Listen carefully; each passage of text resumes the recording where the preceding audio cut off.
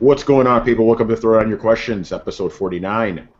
I'm your host, Tony Polanco, and tonight I'm joined by Emilio Lopez. Kept you waiting, huh? Chris Seeley. Hey, what's up, everyone? And Brett Murdoch. Hey, everybody.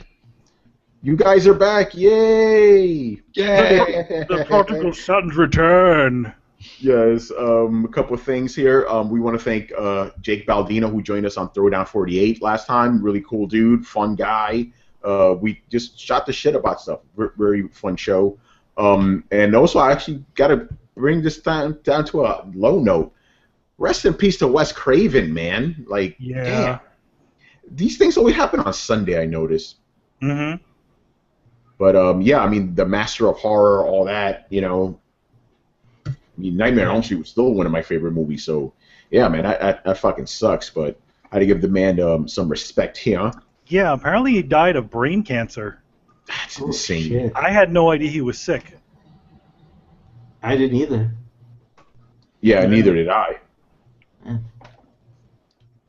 But yeah, there you go. Just got to give that man respects. And a last thing here. This is a little bit completely, changing topics here. I got to give a quick shout out to my man Fern Gully for pointing something out, because we all know a certain commenter of ours is always talking about how certain games need to be 60 frames locked, all that bullshit, right? So he pointed out something interesting. I'm going to quote him. He goes, at the coalition.com, please put this shit on every podcast, please. Gears of War Ultimate Edition is 30 frames per second, not locked, with some screen tearing and the single-player campaign. Gears of War Ultimate Edition is 60 frames per second, not locked on the multiplayer campaign. For an 8-year-old remaster game on the so-called most powerful console, this is an unfucking acceptable, according to some others, people's opinions. Us listeners want this shit to end. You know how I feel. I don't give a shit, but it's just funny. It's like, dude, if you're gonna bring up that, you know, how your console has like 1080p 60 frames locked or all that bullshit, make sure games that are old meet up to your standards too, bro. Just come on now. I think that's hilarious. Yeah, it's pretty funny. Gears of War, yeah. We talked about that on Throwdown, actually, how, like, because some people gave that game a low score. Like, some people were boycotting GameSpot because they gave it a lower score than they did originally, like, 10 years ago. It's like, because 10 years have passed, standards change. But, that brought up the whole thing. It's like, wait, should you judge a remaster game by modern, like things, or should you judge it by the standards of before? I still don't really know the answer to that. Me personally, I try to judge it by the standards of when it originally came out and try to be like, oh yeah, by the way, some of these mechanics may not have aged well, so just keep that in mind. But some people were like, no, fuck this. This shit, isn't good now. Fuck it. This game is not good no more. Yeah, like Jeff Gerstmann, he was the one I GameSpot before he got fired. He was the one I gave it like a 9 or a 10 or something. He gave it a really high score, and then on Giant Bomb, he gave it a 7. He's like, guys, no. Was that before? Was that before or after the Kane and Lynch debacle? Before. That was before, yeah. Yeah, Well, that was before. they could have told him to do that. Oh, you mean the 9 and stuff? Yeah. Who Well, it's kind of knows? weird. It's like, this is why reviews are opinions, right? He's in obviously a different place than he was 10 years ago. Yeah. So whatever made him really, really like Gears of War is not there anymore. And Yeah, I don't basically. understand because, like, yeah, I would say judge it based on the old criteria because the game hasn't really changed except they bumped up some graphics. It's not like they added story or a whole bunch of other shit to it. It's the same thing. Hey, maybe it's a principle thing. Maybe they don't feel they can give, an old game a perfect score again. Maybe, but then how do you, like Manny said, how do you explain the Metal Gear collection? That got 9 out of 10, 9s and 10s everywhere when that came out like a couple of years ago, and those were old ass games that got remastered. Yeah. Yeah, but it was more than just one, right? Yeah, that's the good point there. You're right. It's 3 games in one basically. So yeah, like the idea just being like, I don't know, if I were reviewing it, I'll be honest, like I would kind of say on principle, you can't just re-release a game that's a few years old, slightly remastered, and have it get the exact same score that it did. You're just, because inevitably you're just rehashing old shit. Yeah, And you know, like I said, I could see it both ways. Like, because the mechanics obviously haven't aged. Like Gears of War 1 is probably the least favored of the Gears of War series. Like 2 and 3 are the ones that people really like, and that have kind of redone the whole franchise. 1 is not really looked upon that well, so that's something to consider too. But I mean, like I said, me personally, I always try when I play these games, I kind of keep that in mind, just because some things will be frustrating. It's like, where's the waypoints? Where's the checkpoints? Like that shit wasn't accessible back then, So you got to keep that in mind.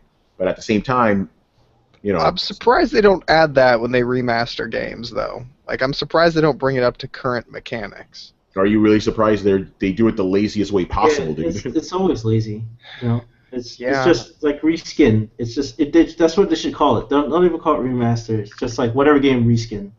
But I mean, I'm not mistaken in feeling that actual good games that people talk about and that they continue to play years later, like those are in fact the best-selling games, right?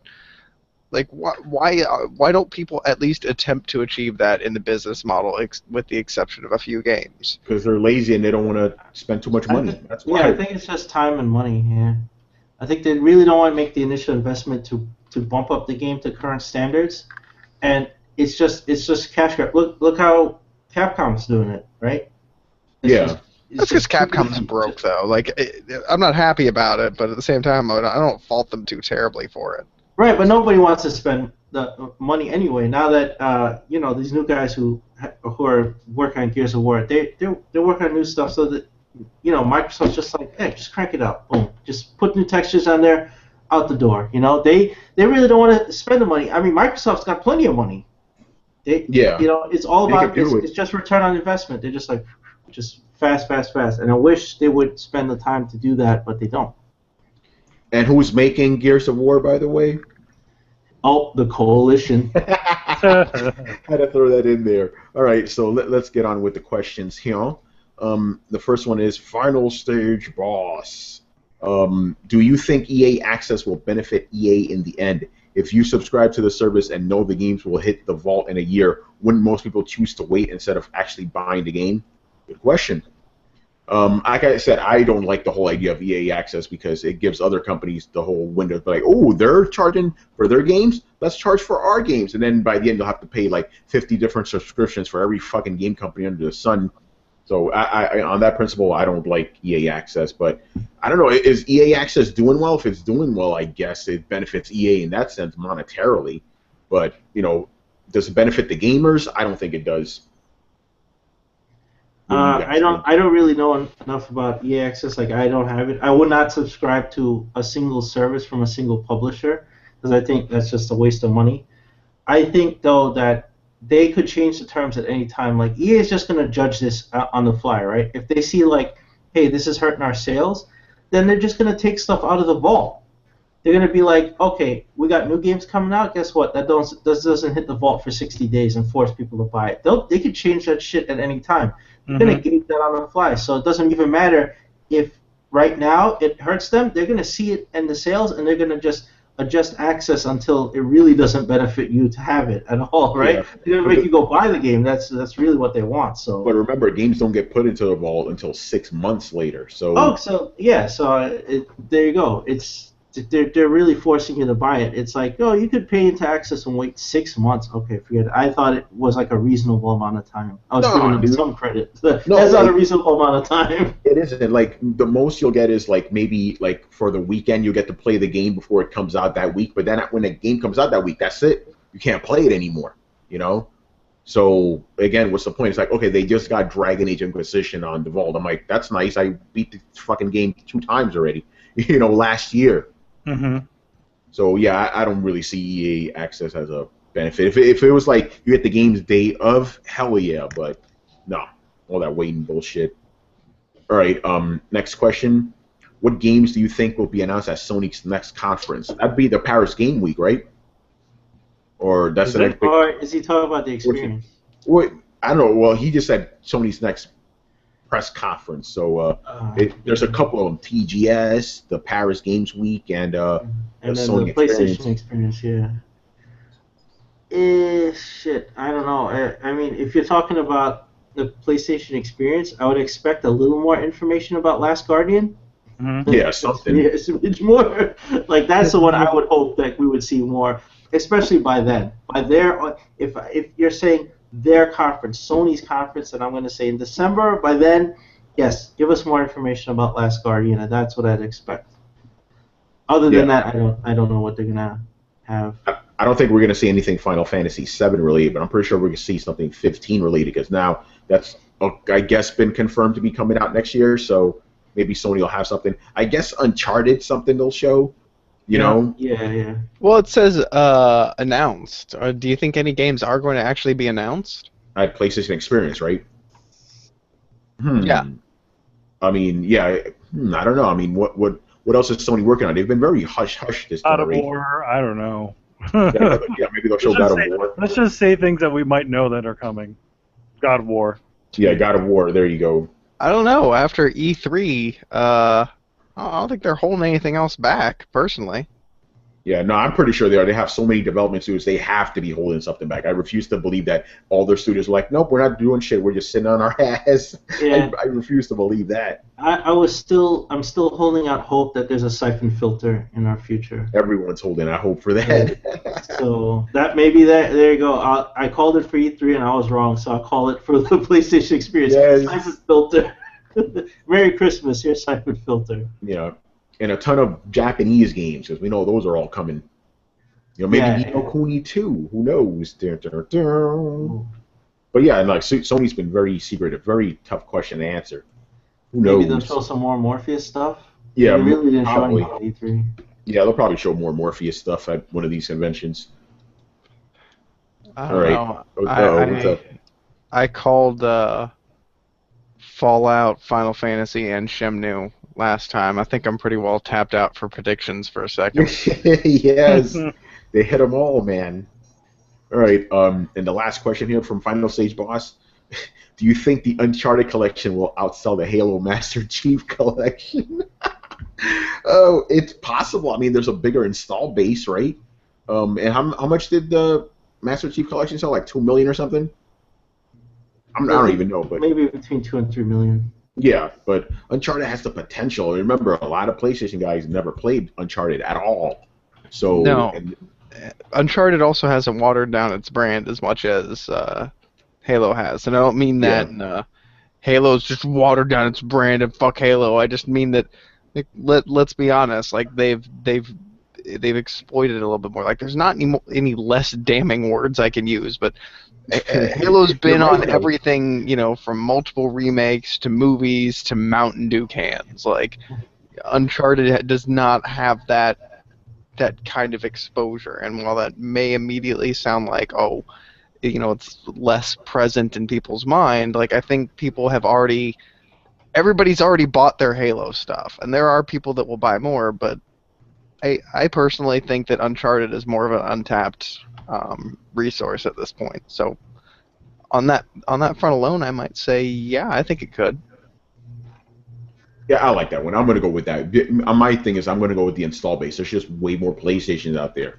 You know, I mean, games like Drive Club, which I'm not saying is a bad game, but even that sold 2 million. And, you know, Uncharted Collection could do like 3-4 million maybe. You know, I mean, out of 22 million PlayStations that are out now. Whatever is this it is. including the inevitable bundle that they're going to do? Oh, you mean with 4, right?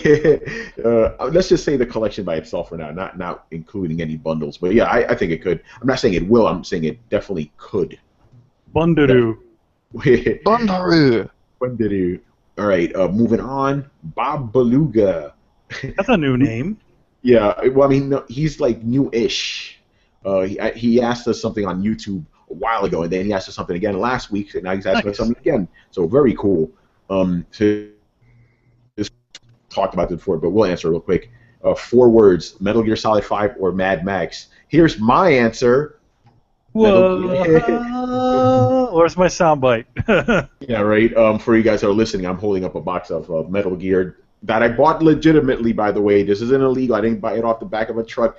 I went to a store and bought it. You went to a store the store that decided they wanted to sell it early.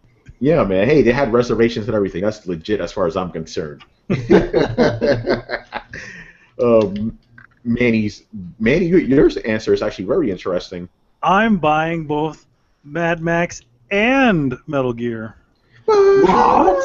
What? Hey, listen, I won't be able to play Mad Max right away. Well, depending on factors. Metal Gears. That's the But factor. but I will. No, I mean, if I'm able to get Metal Gear on, because the collector's edition of Metal Gear for some reason comes out on the 9th, for some odd reason. So I might be waiting for a little bit. So I might end up playing Mad Max on Metal Gear night. Who knows? I mean, if I'm able to get a copy, additional copy, we'll see what happens. So yeah, I'll have both. Yeah, Chris. Oh, it's Metal Gear for me, man. I'm waiting. I'll be like, I'm gonna have my front door open, waiting for the fucking UPS guy to show up. Give it away! I'm gonna ambush him from the bushes, like just sneak up on him and just take him out with CQC. Give me that game. Yeah, you're gonna hold him up. Yeah, spit it out. Mad Max. Shit, I don't know, because I have my pre-ordered games set for the holidays. Like, I had to pick a few, right? I don't have unlimited money, so I was like, Metal Gear for sure, Fallout 4, and Halo 5. Those are my 3 games, right? So anything that would be extra, I might check out Mad Max, but not for a while. Metal Gear is gonna occupy me for a while, so I don't know. I'll see after that if I can do it, and I'll pick up Mad Max. I'll also be picking up Mad Max Fury Road, which comes out the same day. Crazy. Them movie films, though. So you can watch that. you could not buy Mad Max the game and just buy Fury Road and be like, this is awesome. Play that on a break. Look at all those real stunts. And Brett, you don't care about either of these games. On the opposite end. Yep, pretty much. Like, it's not that I've got beef or I think either of them aren't good. Like, I haven't played Metal Gear since the first one. Yeah, I know. I see it. Yeah, I'm just saying people. I haven't played Metal Gear since the first one, so I'm too far back to actually enjoy or appreciate the new ones coming out, even if I wanted to get into Metal Gear right now. And the other one's a movie game. So unless there's something I'm not understanding about how this game just looks fucking awesome, no, I don't really particularly care. I've seen that movie. Here's the thing: you were playing Shadows of Mordor before, and that's a movie game too. That is the exception to the rule. I actually didn't get Shadows of Mordor when it came out because I was like, it's a goddamn movie game. These are always terrible. And then I had to have like 4 people tell me, no, this game is actually me included. Really good. I was man, we were all like, you, me, Brian, we were all you're like, yo, man, get this shit, it's good. Yeah, like, I had to be talked into it. So if everybody tells me Mad Max is an awesome game, like, okay, sure, I'll try it. But for the most part, I'm like, is there a reason everybody's excited about this game? Because it's open world, I guess. That's like the only reason I see why people are excited. You get to make your own interceptor car. Okay, I mean, that's pretty cool. And I know, it's like, that's it. You get to make your own interceptor. You don't get to make your own interceptor car, and I guess it's like, world. I guess you're in Mad Max World, so it's like Fallout with more instant gratification. Like, you get to drive around like a crazy person. So maybe that's where it is. It's like Fallout with like an insane pace. And it's I can see the appeal. It's made by the Just Cause guys. I can see the appeal. Like, I haven't seen anything concrete to make me think like this game probably isn't crap. Yeah. The other thing that kind of sold me on it is it's being made by the Just Cause guys. Yeah, people like those games. And those guys are, those guys do pretty open worlds. And their open world for Mad Max, actually, there is no visible walls in that game. You can just continue to drive and drive and drive into the wasteland and eventually run out of gas and die. Oh, shit. Full wall, it's death. So even Metal Gear can't claim that one. It's true, man. Like, dude, I hit an invisible wall. I'm like, what the fuck is this shit, Snake? I blame Snake on that one. Like, what are you doing? This is an invisible wall? What the fuck is this shit? All right.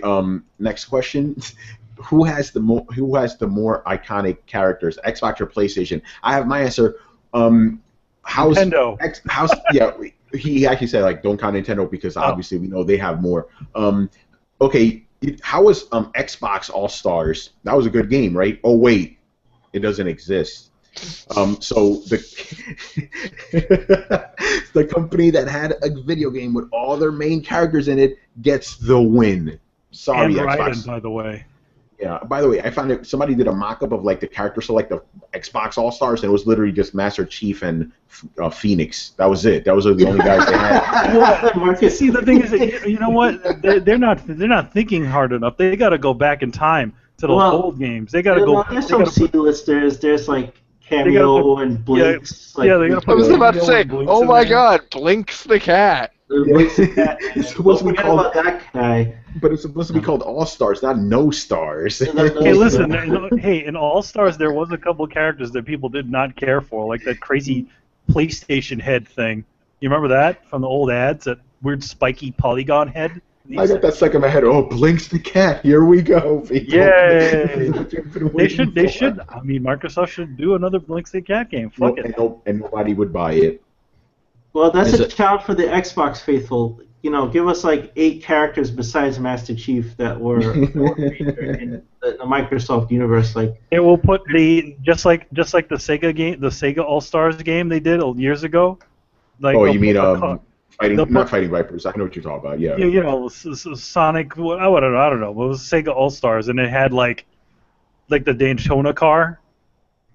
the Daytona USA car. Yeah, one of the fighting game characters was the Daytona USA car. I feel ashamed of myself. I'm forgetting the name of the game. That was one of my favorite fucking games Fighters too. Mega Mix. Fighters Mega Mix. There you go. Even Sega, they have mascots out the wazoo. But yeah, the obvious answer right there.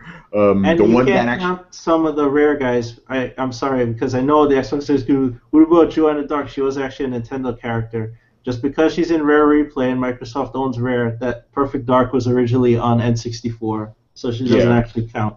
Exactly. Banjo-Kazooie, no. He doesn't count either. They don't count. Conker doesn't count because he was on N64 originally.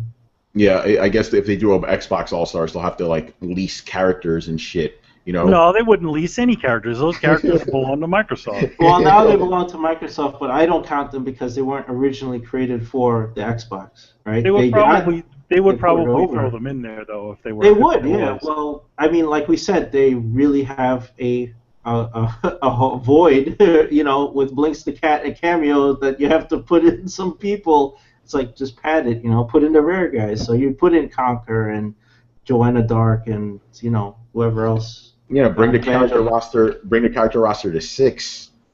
You know. And you know one of the cars from Forza for the hell of it. Yeah, put a Forza car. You can fight in the car. Like, as the car. And the car itself will be at 1080p, 60 frames a second, right? See, the car will be in 1080p, but the rest of the game won't be. Yeah. That car will be though. Yeah. Oh man. Right. Okay. I have to say this. A quick Google search reveals like one of the most popular articles is, you know, here's all the best Xbox characters in one place. I have to go down the list because it's actually kind of hilarious. Go for You have it. Master Chief, and then a whole bunch of like, that's not Microsoft, like Ezio, Sam Fisher, Nope. Captain Price No. from Call of Duty, John McTavish from Call of Duty, GLaDOS from Portal, Altair, Roland from Borderlands, Mordecai from Borderlands, Brick from Borderlands, the Vault Dweller from Fallout, Andrew Ryan, Halo character, Halo character, Halo character, and Halo character. Wow. Wow, we did better than that guy. Yeah, we at least said Blinks the Cat. Jesus Yeah, Christ. Cameo, come on. And Cameo, you know. Cameo, yeah. You can't take the Call of Duty people. I'm sorry. No, multiplats don't count. That's I know. bullshit. Yeah, that's like And the Vault Sony. Dweller? That's like Really? Shit. that's like the. Yeah, I mean, literally. Okay, if we're going by those means, we could literally name every single third-party character and be like, hey, put them into Xbox All-Star. Solid Snake. You know. Yeah, It's they like could take Raiden and Solid Snake. Raiden and Exactly. Solid Snake in there. But no, that's bullshit. It's just the most iconic guy they have is Master Chief. I don't even remember the name of the guy from Crackdown. I'll just call him Crackdown. Throw Crackdown in there. But see, they said iconic characters. Everybody knows Master Chief. It's not like we're sitting here going, well, let's take Halo and, whatever. We know his name. That's when a character's iconic, that you know the character's name, you know stuff about him. And even, like, I'm the only one here with an Xbox who's played probably all the Halo games, but everyone knows who Master Chief is. The thing is, with Xbox and the universe, it's like, who else? Who else do they got? It really stinks. Like, I don't remember the guy's name from Sunset Overdrive. I don't fucking remember his name. He's not really iconic. Mohawk Kid. Yeah. Mohawk Kid.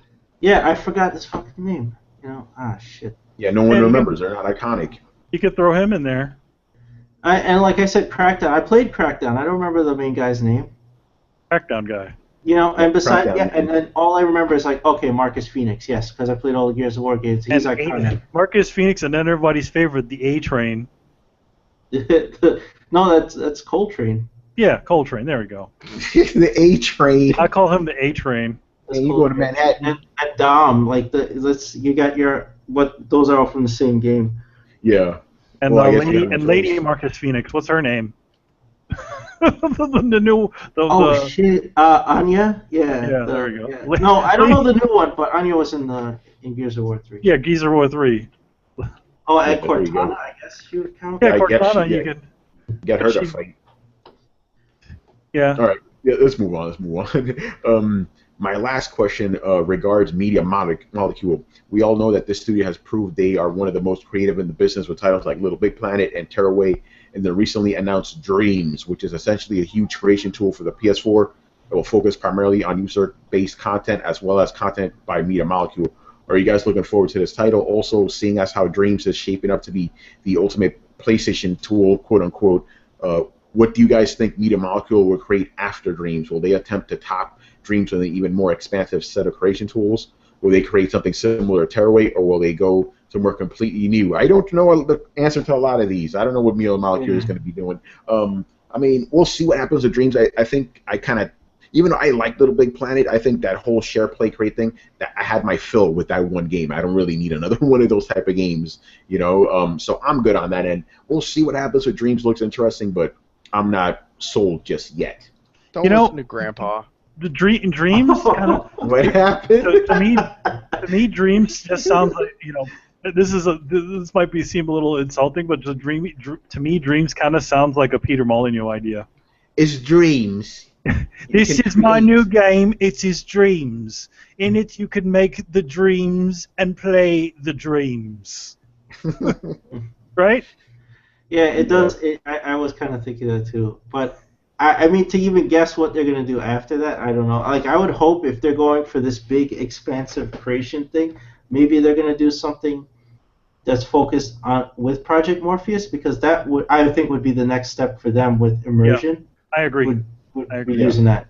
But I'm only guessing. I don't know. Like, we haven't even seen Dreams yet, so we have no idea. Like, it's a lot of promise, but it could be like a Peter Molyneux promise, Yes. We don't know. I mean, yeah. Behind the doors, I am behind the game Dreams. Yeah, they just took his name off of it, We've decided to take off Peter Molyneux's name because it's a little bit cursed. So he is the creator of Dreams.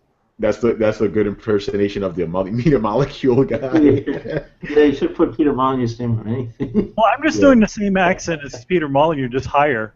Well, that's what he sounds like. We're from Media Molecule. All right, Brett, what do you think about Dreams, man? I think Manny's giving away trade voice acting secrets. Yes. I'm excited about Dreams. I like the idea of, everybody's like, I don't want to create and build and share things. Like, I'm pretty sure people said that, and then like Minecraft was, kind of successful, and then everybody's been trying to figure out how to capture that lightning in a bottle again, and I don't think anybody has really well. But there's definitely a desire for it. I don't even think Moji has been able to capture it after that either. No. Yeah, that's true.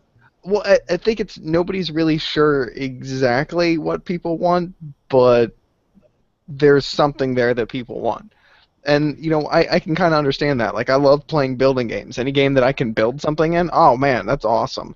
Like, you give me a game like Fallout where I have a wasteland and a bunch of enemies, and then you let me build my own shelter and rescue survivors and do this all in the multiplayer, like, I don't even need the rest of a game. I don't need the rest of a game. I will build an awesome wasteland fortification, get a bunch of survivors, train them all in guns, and then lead raids against other players. And I'll dump 400 or 500 hours into doing that because that is amazing and awesome. You give me an Assassin's Creed Black Flag, where you can cut down trees and build little jungle fortifications and grab stone and use that stone to build your own little fort, and then you build a boat, and then you run around and actually pillage other players as they're trying to take the stuff that they've gathered home, and you can actually fucking pirate people. Like, yes, that is my dream game. Let me build a boat and then fuck up other people on said boat. Let me gather a crew, and we can all pool our resources together and then steal other people's resources and use that to build a bigger, better boat to steal more resources. Because that sounds amazing. So I think player interaction and player creation help keep content fresh. Some of the stuff that I'm seeing in Ark, I'll never see again. Like, if I see a really cool base or somebody riding an army of T-Rexes, like I may not see that again because it's an organically grown situation. So I feel like that's not only something that needs to stay, but something that's going to be more and more important as time goes on. And I think that's what they're trying to tap into in this game. I personally feel like they're missing half the wheel. I think a lot of people aren't understanding that if you put creation and destruction in the same world, you have a world that constantly refreshes itself, and it's constantly interesting, and it constantly stops top-end stagnation from more experienced players.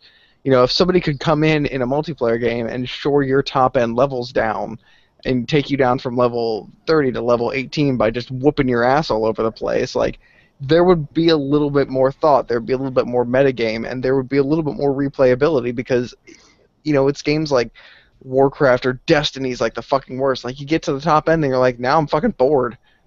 I hit the ceiling, now there's nothing else to do. And I think games where you can both create and destroy help keep that cycle fresh. But going back to my original point, I think creativity and community are super important in games. So yes, I'm stupid excited about this Dreams game. Same here. I'm excited about the Dreams game. I want to know what you can do with it. What are the limitations of what you can create, stuff like that. Mm-hmm. In Dreams, you can create Milo. Oh, yeah, no. right. All right. He has a little bit of a bonus question here. This is a quick one. Are any of the Coalition crew heading to TGS, PGW, or PSX 2015? Yes, we will be at PlayStation Experience. No Tokyo Game Show because we can't afford the flight, but we were invited. Tokyo Game Show, it's just none of us could fly out there. Paris Games Week. I don't know. I'll have to ask the British guys about that because Paris is like right there. So yeah, all they need to do is take the channel. Yeah, the channel, exactly. So yeah, but PSX, we will definitely be there. Charles and Richard for sure. So that's that. Okay, next, Fern Gully. The last rainforest. This guy. Yes. Oh man. Okay. So he has some really fun ones, and they're not actually aimed at a certain somebody. At least I don't. No, they're not. Look at that. They're not aimed at a certain somebody. This week. I said that sarcastically. I enjoy Ferngully's question. Ferngully's the man. Always entertaining. It cracks me up. All right. So now that the Arkham series is done, what superhero would you have the team make the next series for? One that will give them the best chance to make a mark like Batman did. This is the question everybody's been asking. Personally, I wouldn't want them to do another superhero game. Ooh, I like that answer. I want them if they had to make a superhero game, Aquaman. You actually, hey, that's not a joke. I actually wrote that as part of because I wrote a thing when I was back at DualShock. It was like characters I want to see them tackle, and I put Aquaman. I'm like, dude, if you make it like Game of Thrones, just Atlantis, that'd be fucking awesome. Betrayals in court, all that shit. That'd be cool. What I say? Fuck the DC stuff, man. Make a Daredevil game. That's what I want to see those guys do. That's my answer, Daredevil. That would be awesome if they do it, because it has that greatness. Nope, nobody said it had to be DC, you biased asshole. Hey, you're just making sure, because you know how people are, man. Why isn't it DC? Because fuck you. Marvel's That's my answer to Daredevil.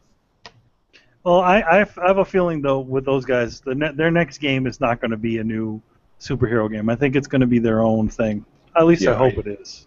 Yeah, I know. I like your answer too, Chris. What do you say? I don't know. I thought that Warner Brothers would not let go of them because they have just done so phenomenally well for them that they would just throw money at these guys to keep making stuff in that universe. It may not be Batman. I don't know because Batman is just a freaking cash cow for them. So if it's not Batman, I don't want it to be Superman. I just don't think you can make a game with that guy that's decent. So I would want to see maybe a game based on the Flash. I'd like to see that, like how they handle speed and how he would handle battles and movement in a world. That's what I'd like to see. That'd be awesome. No, not Flash Gordon. You know what? That's what they should do. They should take on a character Flash Gordon. They should take on a character that's not like that's like public domain almost. Yeah, Flash Gordon. There you go. All right, Brett. What do you say? John Carter. There's a few actually. Not playing Batman. I'm gonna assume this means like in a perfect world where they made a new series that they didn't dick over with DLC, and that I would actually play. I would like to see them. I'd like to see their take on a Spider-Man game. Just because I think, with their experience in open world, like I have multiple answers. One is like seeing the technical aspect of their games. I think that they would be well to do a Spider-Man game because it would be a great instance of open world, and they're very strong in that. Also, I need to add this: the fighting would actually have some weight to it because that's what I didn't like about the Spider-Man games by Activision. He feels like he's just like he's just slapping guys, like there's no impact behind the punches. And Rocksteady will bring that aspect to it, man. Yeah. I would like to see them make an X-Men game where they have to utilize the power of each X-Man differently. And I don't mean the kind of fucking game where, like, midway through, switch to Jubilee to weld through this door. Like, no, fuck that. That's not what I mean. Hey, man, X-Men Legends, man. That's the most hackney shit. I don't want to see it. But really, my real answer is I want to see them make a Deadpool game. I want to see them make a series of Deadpool games because they're great at the gritty. I want to see if they can do the dark humor. And if they did a Deadpool game, I feel like they would have a chance to do it legitimately. They would have a chance to do it well written. They would not be afraid to take it to a dark place, and that it would have the audience that it needs. I feel like if the stars were to align and a great, great Deadpool game was to be made, it would probably be by these guys. That would be pretty cool, especially the comedy stuff. I wonder how they would handle that, but that would be pretty cool. That last Deadpool game I heard wasn't very good. And it knew it wasn't good either. Yeah. Oh, man.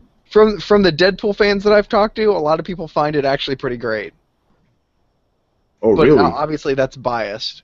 Yeah, because they're Deadpool fans. All right. Next question. This is a fun one, but a pretty easy one to answer. Is there a reason why some reviews come out a week before? I always thought it was supposed to come out a day before release. Are they trying to steal thunder from games releasing the week before or something? This is what we call embargoes, my friend. This is, if you don't know what an embargo is, basically you can't talk about a game until a specific date. The reason most games have the embargo on release date is because they don't want the game that may have gotten some low scores to get those low scores out in the public. They want to control the message, basically. This is why when Assassin's Creed Unity came out, the review embargo was 12 hours afterwards, because it was all fucked up. So if you see a game where the review embargo lifts a week beforehand, that means they got really good fucking scores. That's why Metal Gear released a week beforehand, and people forget about this. Uncharted 2, the release embargo, the review embargo was 3 weeks before the game came out.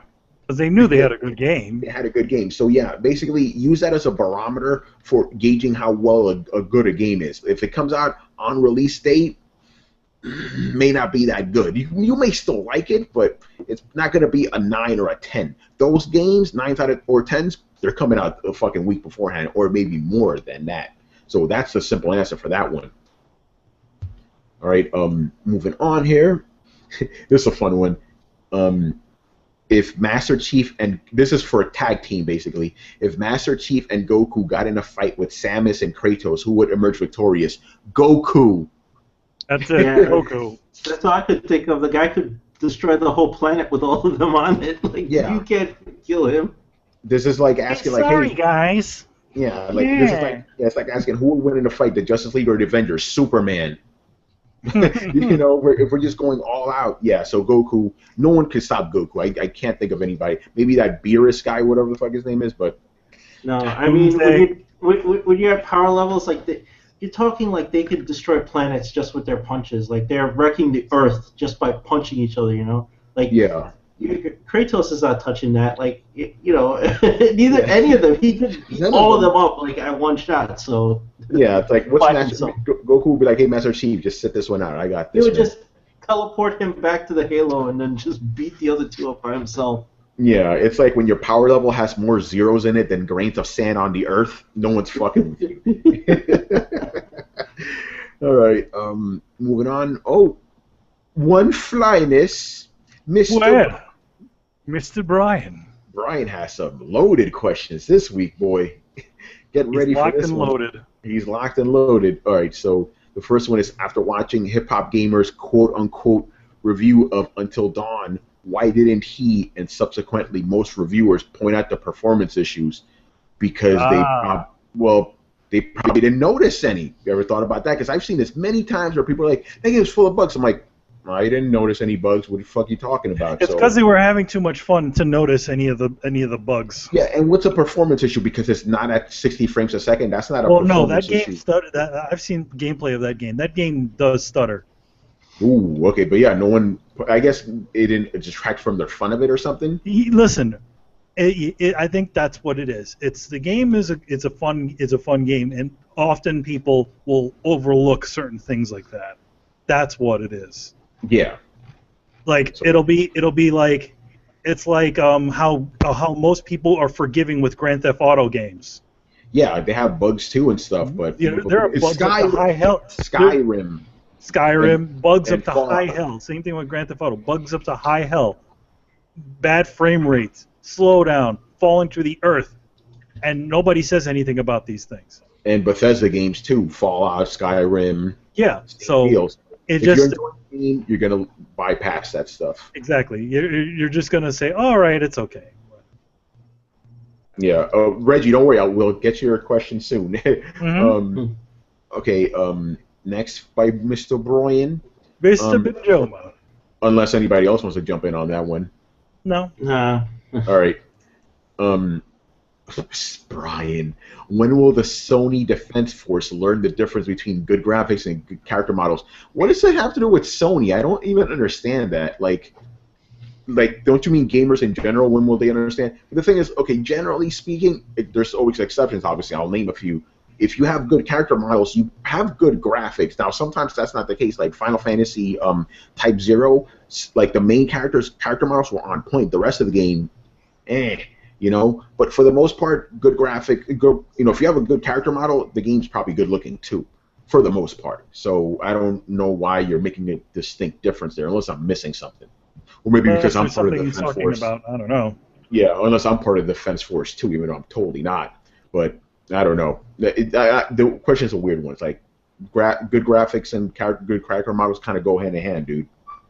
You're not gonna I think he might be mentioning. It might be another thing. Until Dawn. Until Dawn, because the Until Dawn characters do look very good. So maybe he thinks because in that game, people are like, oh, the characters are good, the game looks good. So maybe he's trying to say just because the characters look good, the game doesn't look good. Maybe the environments don't live up to whatever Brian's standards are. I don't know. I don't know. I mean, I'm not sure if he's ever, you know, I mean, unless he's actually played the game, he really, you know. Yeah. And Well, there's a related question. It's also another thing about it is he's not into those kind of He hates those games. Yeah. heavy rain type of games. So his opinion is also a bit skewed. Yeah. Exactly. So you can't. Yeah, Brian, come on now, man. Yeah, come on. He does talk about this later on. Actually, his last question. Okay, can we get a PS4 exclusive that doesn't involve picking up an object and looking at it, or is that what Sony means as greatness awaits? It's more. It's more stuff about Until Dawn. Yeah, All exactly. those questions were about Until Dawn. He goes, after watching quote-unquote gameplay from Until Dawn, I have to say Yahtzee was right. We are heading towards a place in time when the game plays itself. There are quick time events, throws up, which doesn't matter if you get them right or don't move sections that you don't move at all. So again, there's Brian's bias right there. He doesn't like these type of games. Yeah, I mean, number one, here's the thing for everybody about those games. Just because you don't like it doesn't mean you even need to. It doesn't. It's not even a factor. You shouldn't even be concentrating on it. That's like, it's like, hey, you know what? I don't like Dynasty Warriors. I'm not saying those games shouldn't exist. They're just not for me. If you like them, cool. You know, I'm not saying, like, don't buy it. What's wrong with you? No, you want to buy Dynasty Warriors, you buy Dynasty Warriors. So, but Brian, he really doesn't like, cinematic games. Like, as soon as you say cinematic, he's like, Yeah. So, Brian, it's not for you. That's it. That's all you need to. That's all you need right there. Well, in Brian's defense, I think he's been disappointed by the last couple of exclusives from Sony. So he didn't like the order, right? We know that. He didn't like Well, the the thing is, he's the number one. The thing is, how does he even know he doesn't like the order if he had never played it? Because he saw some guy play it. He saw some fuckhead playing it online and bashing it. Play the goddamn game, then make your decision. Don't be like, oh, I hate this game just by seeing some gameplay. Well, is there a way to try and play the game for free, or is this one of those give somebody the benefit of the doubt, shell out $60 to possibly be proven wrong? Well, here's the thing. It'll eventually be out on PlayStation Plus. You know this. Everybody knows this. So wait till then. Play it then, and then say, oh, this shit. Yeah, but he just doesn't like it because of the mechanic. You know, that's what it really is. Let's just be honest here. Yeah, so How can you arrive at the future without looking at it, Brian? Yeah. I mean, well, yeah, I'm just I'm trying to understand it from his perspective because I know he was disappointed with the order, right? We know that, and he doesn't like cinematic games. I think to him this feels like a next-gen Telltale game. Until Dawn, so he's just I guess he obviously doesn't like those games, so he's just like, where the hell is my action game or whatever? I don't know exactly what Brian is looking for, but whatever it is, Sony's not giving it to him, so he's not happy about it, and so but I don't know how to answer it. It's like Sony's doing different things. Like I mean, I've enjoyed some of their cinematic games. I liked Heavy Rain. Back then, that's not an action game at all. That's very cinematic, right? Yeah, he didn't like that either, by the way. Yeah, maybe like Beyond Two Souls and that. Well, there's one or two things. You either blow the shit out of everything on Xbox, or you pick up things on PlayStation. Yeah, well, or you go Brian's route. You build stuff in PC. Because he likes that space game. And that's all you do is just build shit and fly into suns. Oh, really dangerous. Yeah, that's what he build likes. Stuff. Yeah, Brian's a builder, so you don't even build stuff in that game. Yeah, I think you buy starships. I thought you had to build stuff because Brian was always talking about like he had to build his fleet or something. You're not building. You buy ships. Yeah, you're buying ships, but I don't think you build anything. Oh, okay. My mistake then. But yeah, Brian, you just stay away from these games. Like don't even bother looking at them. It's not. It's almost like you're looking for something to change your mind about these cinematic games. They obviously you don't like them, so don't even bother. No, I understand kind of where he's coming from because if he doesn't have any reason to play these games, then why does he own a PS4? Right? He's gonna say, then why do I have this box? That's what he wants. He wants a reason to own. He made a £400 or whatever investment in a console, right? And he's not enjoying anything that they have exclusive for it, so he needs a reason to keep it, right? And it's like, but you're telling him, don't play that game. Then his answer, I know what his answer is going to be, then why do I own this thing? Because everybody else has it. That's why you bought it. He told me that himself. He's like, all his friends are online playing it, so that's why he bought the system, So there's your reason why you bought it. Obviously, you didn't want to. You bought it on the because everybody else was buying it, right? Yeah, and then he's not buying any of the big online games that everybody else is playing. So why did you buy this, Brian? I don't get it. He's not buying. I get it. Your buds are playing all the games on there, but at the same time, it's like if you didn't want to play it, if you didn't want it, then you didn't need to buy it. Yeah. All right. But, whatever. You'll come All right, back and we'll come back and have this conversation again. next up is Phantom Bash, but I'm gonna switch his questions around because they're kind of tied into this. Why do so many gamers talk shit about a game they never played themselves, but instead base their opinion off of footage they watch on YouTube or sometimes simply a review that they've read, and they take all this as gospel? Related, I don't know. I guess people are just lazy now. It's like, okay, I saw that review. That's like everything about the game I need to know. It's like, why don't you play it yourself? How about that? You know, it's like, okay, unless you have like friends that you trust, then that's a different story. But if you're reading it from some reviewer or watching a YouTube video, that's not enough, man. Like, it really isn't. But, I mean, obviously there could be things that you don't like about the game, and some people watch those Let's Plays to kind of give themselves reasons why they should be playing it. You know, like if they're on the fence on it. Well, I don't know. I think I kind of agree with Tony's original point. I think a lot of younger kids and stuff that watch these Let's Play, I think they're just fucking lazy and they just want this ADD entertainment, right, without doing any work. So they watch these guys like, I'm sorry, I subscribe to Markiplier, but I think the guy's a fucking clown.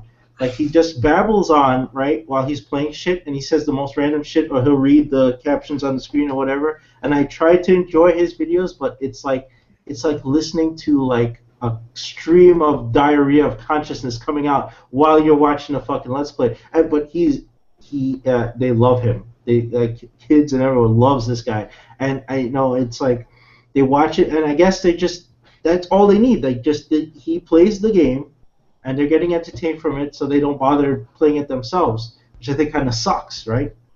Yeah, exactly. It's crazy. Go ahead, Brett. I mean, I gotta honestly say that I disagree. I feel like this is aimed, especially like we are just coming on the back of the order, and it's one of those things where, let me find the exact question here. It's not, at least in my personal case, that I will judge a game that I just haven't played. I may have talked some shit on the order, but that's because I've heard it from multiple sources whom I know and trust, and it seems to be a pretty well-verified thing. And I even tell people when I talk about the order that I haven't played the game, but my beef is that I'm not spending $60 on 5 hours worth of game. Like, that doesn't seem like a good hourly ratio of my money to me when I'm personally trying to save and I don't have a lot extra. So, that I feel that's a valid criticism. Now, I would be willing to have people challenge me on that point, but for the most part, I think that people get their arms in, their feathers all ruffled. And the thing that I would say when a lot of these discussions keep popping up, like, oh, well, how come gamers always say this and how come gamers say that? Like, keep in mind, this is a wildly varied group of people that you cannot lump into one, amalgamated straw man, because that said straw man is going to then, spout contradictory statements left and right. There are people that feel one way and there are people that feel the other way. Now, there are a group of people that will just kind of hear what the hype train says and immediately dismiss a game, but these are also people that, probably are pretty busy, don't have a whole lot of time to follow it, or don't have as much interest in you, me, or anybody listening to this podcast. So they're only going to take a cursory glance, and they only take a cursory glance at everything. So those are the people that you'll hear be like, oh, no, I heard this about it, and I just don't have my time for that. Well, yeah, they're not going to buy many video games. Chances are they're probably only buying Call of Duty, and then if they hear, everything amazing from everybody, like, a Shadow of Mordor game, they'll go out and pick it up. And that's a whole class of gamer, and they exist in the socioeconomic bubble of gaming as it exists now. They buy video games, they buy systems, they mark up sales numbers. Like, it's all the same, and they're just as valid to honestly be here as everybody else is. So I would kind of say that, one, you're oversimplifying it simply by asking the question, and two, you're never going to get an answer that you want. No, I mean, the thing is, it's a simple answer, but it's a legit one as far as I'm concerned, though, because there's a lot. I shouldn't say all of them, because you can't say all gamers, but there's a lot of them. But I think it's internet culture, too. It's just easy to just, like, talk shit about a game because you're hidden behind this wall and stuff, It wasn't like that before. Before, you used to, like, hey, let me just play the game. That's it. Now it's like, oh, let's talk shit about it because it's cool. It's, people want to be on that hype train of shit, basically. But see, that's framing it in such a negative way, and I hate to be the guy but it's true, though. What? Okay, but in what other facet of human nature do we criticize and condone people for getting information secondhand from resources that they know and trust, and then passing along the secondhand information? That is what being human is all about. We But as I a do it all the species. time. Yeah, I'm like, because you're a yeah. game reviewer. But the whole beauty of the human species is I don't have to actually fix or build a motor to learn about building a motor. And then I can pass that information along to any of you without you having ever built a motor. Like, human knowledge, I'm not coming up with a good term for it. That's a different case though, dude. That's not. It's like going, oh yeah, that pizza down in that down the block, that pizza sucks. Everyone says it sucks. Then you go out there and eat. I'm like, man, this pizza is good. What the fuck are these guys talking about? Yeah, First-hand experience. Yeah, and there's going to be a lot of that, but nobody criticizes, like, and they don't say that pizza sucks, they say, I heard that pizza sucks. Like, this is a very unique trait of humans that's what we do, is a lot of times we're like, man, I heard this sucks because of this, this, and this. And Oh yeah, sometimes, it is, and people it's get emotional. stupid. People are dumb, man. You know. Say, come on, stop with that stuff. Like, if you have the opportunity to, try it yourself because you may feel differently. There's been, Brett, I know there's been plenty of times where you've heard shit about something and you tried it yourself, like, hey, this wasn't that bad. Yeah, but it also comes. Yeah, but none know? of this is free. This is all like, again, like we're talking about a group of people that trying something usually involves pulling $60 out of your pocket, and like Chris just said, you only can buy a few games this holiday season, and that's how most of us are. We have 3, maybe 4 opportunities for the average gamer per season to invest in a game that we want to play. We have 4 chances that we can make. And out of those 4 chances, we're not going to sit there and discuss the dozens of game options amongst each other to try and whittle down the best thing for us. Like, it's not an exclusionary bully tactic kind of thing. It's one of those, like, we only have so many chances to have a good time, and all of us are pissed when we buy a game for $60 and we're like, this fucking sucks, and we're going to tell everybody about it. I was going to be an old curmudgeon and go back to the days of the Sears catalog when you used to have to flip open the Sears catalog and be like, hey, this game has great box art.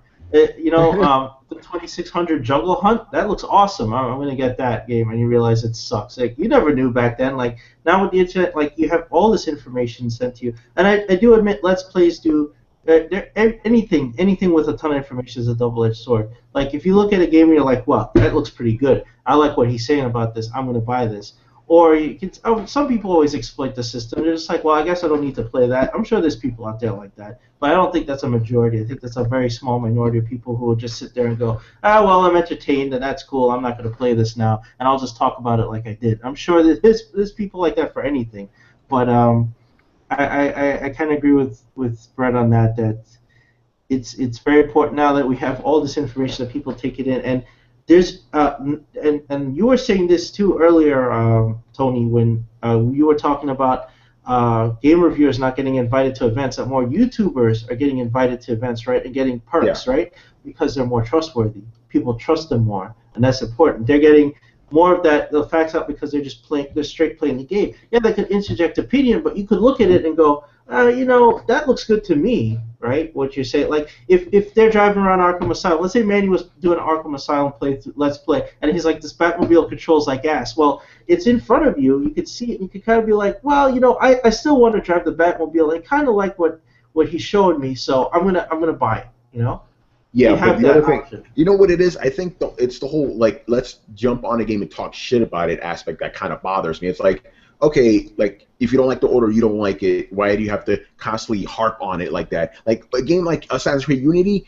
yes, because it's right there for all to see how fucked up it is. You can't hide that. But the order, all the shit I read didn't match up with what I played. It was like 2 different worlds here, but...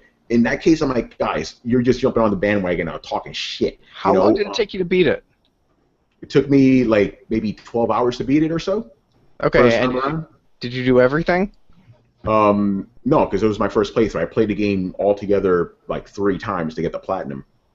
I'm not talking the platinum. I meant, did you do all the side quests and everything like that? Not all the collectible shit. No, there are no side quests in this game. Like I said, this is a very stripped down, lean game, and I know some people don't like that. I like that because I've been playing open world games for like for the last 3-4 years. I'm like, whew, thank you. It's just a regular game like they used to make them But back see, in the day.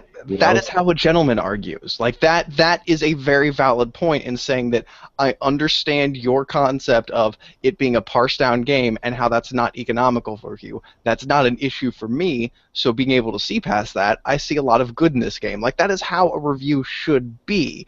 But it should also recognize other people's, kind of problems with the game. Like a good review, like I remember reviews back in the day, they would say things like, if you're just really into driving games, this thing is worth a pickup. If you're just waiting for that one game that's going to blow you out of the water, I'd probably hold off for a while. That Like, is that is something that is not done. Definitely, it's not that is done. true. But even with the order, like everyone knows, Nowadays. I like it. Everyone knows I like the order. But Brett, do you remember what I told you about it? I was like, Brett, don't buy this game. It's not for you because I know what kind of person you are, and I know what type of game this is. But I just don't think we need to do all that mudslinging and stuff. I don't think that's necessary. Like it's okay. That's kind of what the nature of a review is, though. Like you have to have the mudslinging in there. Like I'll be honest, like. I'm if playing the game Wolfenstein deserves it, now. I never played Wolfenstein. Wolfenstein didn't got pretty average reviews. Like nobody really said anything about it. And going back and playing it, I don't understand why. Like this game is amazing. Like they have a shooting mechanic, a cover mechanic that's not run up and press X to hide behind something. It's got great graphics. It's got reactive gunplay. It's got an awesome story. What's that? Wolfenstein: The New Order. Yeah, Everyone got pretty good ratings. That game got really good ratings, and everybody that has talked about it hasn't said anything bad about it. And you're another one. That's what I'm saying. It got solid, solid reviews, but I don't understand how more people weren't being like, "Oh my god, this fucking game is awesome." Yeah, probably not because not enough people played it. That's why. But the people that did play, like, "Ooh, this is good." It's not offensive enough. That's what it is. Yeah, but you don't need that shit unless it deserves it. Like if the game is like doing something that's like really bad, like the Halo Master Chief Collection, it's like no, come on now, But even then, you don't. Basically, I still maintain the whole thing. Like you should really try it yourself before anything. You'll not. Like I said, the pizza example is the perfect one. You may like that shitty pizza down the street, even if it is a legitimate piece of shit. You won't really know until you try it yourself. Let me turn that example on its head though and ask you. So you're in a new place, right? You're visiting a new place. You've never been there before. You're leaving in a few days. You're never going to be back, as far as you know. You decide you want pizza that day. You go out and you find 3 pizza places. You ask the people on the street, hey, which of these 3 pizza places is the best? And overwhelmingly, everybody says pizza place number 2 is the best. Pizza place number 1 charges way too much, and pizza place number 3 uses shitty ingredients and burns their pizza. And you hear this over and over and over again. Which pizza place are you going to choose? Because it's we're going not about for real world now. Because the way I normally do it is the eyes, man. The eyes tell me everything I need to know. If this pizza looks bad, I may not trust it. Maybe like, okay, they're telling me pizza place number 2 is the best, but pizza place number 1 may look better, So, yeah. And the smell test too, obviously. It's like, does that smell right? Yeah, I agree with that. I know what you're going at. Like, for example, like if I'm going to a new city, it's like, okay, what's the best hotel in this fucking city, right? And then I may look at like review ratings, but what if I stay in the city longer? I'm like, hey, the one with the lower stars actually is a better hotel. So again, personal experience, That's what I'm trying to say. But I think the mudslinging little unnecessary, but gamers like to do that. That's how it is. All right. Ahmed, next question, which was actually his first one. What's up with people bitching about Armika from Street Fighter V? They're called SJWs, my friend. We didn't really have them in abundance in 1999 when this character first came out, but now that they're all over the place and they're making money off being, professional victims, yeah, now you could talk about this woman's, dress and stuff, even though she's dressed like a typical luchador from Mexico, But Except yeah, that's she's got what a it is, boob man. window. Yeah, she's got a boob window, but that's what it is, man. Like, like Kotaku, Jason Schreier, I think it was. He was like, "Oh, Micah and her ridiculous costume are back. Why do these moves have to be so sexy?" It's like, come on, the character looks the same as she did in 1999. Now you're bitching, really? It's fucking stupid, but that's what it is. It's the climate. I remember when I saw that shit, the review trailer. I'm like, here we go. Someone's gonna start talking shit, and they didn't let me down. They started talking shit. Like, oh, why? This is so sexist. Oh, misogynist. Like, come on, get the fuck out of here with that shit. So yeah, there I'm you gonna go. start a campaign to get every character in Street Fighter modded into a winter coat. Yeah, right. Shit. Yeah, but the moves would still be too sexy, right? Mm-hmm. He's sitting on their faces. Actually, setting on their Can't have a butt faces. slam. Like, I got a question for him. Why does he have a job? Yeah. Oh man, because people like this shit, man. Well, now all of Yeah. a sudden, people, these people are care about society now. Yeah. They don't You care know, about society. and They all of a care about sudden, money. all, This is all of a this is sudden, all they're the about getting keeper. hits, All of a dude. sudden, Don't they're the confuse keepers of that. society now. Yeah, Chris, go ahead. There's no keepers of society. This is all about getting hits. This is all about money at Oh the end yeah. of the day. He Well, just yeah. knows he's just poking the hornet's nest. Like, hey, let me see what I can get out of this. I'm gonna insult her outfit. Not to mention all the other women in the Street Fighter games. Like Cammy's still wearing the same outfit. I don't hear him complaining about that. I hear him complain about anything. Oh, this one, like, oh, easy target, easy, boom, low hanging fruit. Let me hit that. Let me get some easy hits. Done. Mhm. Job's done. I hit my quota. That's all it is. It's like it's shameful. You're a shameful hipster fuckbag, and you shouldn't have a job in game journalism. That's it. Exactly, man. But I was expecting, like, here we go, our Micah. Here we go. Man, so fucking predictable. All right. And the last question from Phantom Hey, Vash. real quick before we What's up, move Brett? on, Go ahead, man. I just want to point out, for those of you that aren't aware, you should educate yourself on McCarthyism. It is the practice of making accusations of subversive or treason without proper regard for evidence. It also means the practice of making unfair allegations or using unfair investigative techniques, especially in order to restrict dissent or political criticism. It is something that has been happening since the 50s, and it was previously on the right-wing conservative end of the spectrum. But if you don't know about it, educate yourself, because it's worth a read. Yeah, and that's exactly what's going on in society now. But now it's the left wing doing all this shit, the same kind of tactics, which is insane. But we talked about before the horseshoe thing. It's like we have two political ends. It's like this is left, this right, but they're exactly the same. There's no difference. Same shit. That's all was going on. All this censorship, all this fucking. It's sad what's happening to society. No one's fighting back like people are, but it's like no one listens to us. It's People aren't aware that this has happened. This has all actually happened before with very little change. Yeah. Like it's just grabbing the social pitchforks and torches. So that's why I tell people, like, I think where we all need to go from here is we all need to start educating ourselves on a little bit of history and utilizing that a bit more, because everything else seems to be falling on deaf ears or viewed as subjective. So here's the thing. If you, as far as like subjective images and stuff like this, a lot of this stuff existed has always existed, right? But remember in the 80s where like James Cameron, and there was a whole like surgence of like really strong female characters in films. Yeah. Women were still sexy, but they were still doing things that wouldn't doing strong things. How come that whatever. I lost my point. Whatever. Fuck it. how come we've moved away from that into more Yes. exclusionary tactics? Yes. There we go. Thank you. Honestly, I've thought about this myself, and I think it's that the mob mentality only works with exclusionary tactics. You can't get a bunch of people all riled up to go kick down the door and say, hey, you, we appreciate what you're doing, and we'd like you to include us because we'd like to further your cause.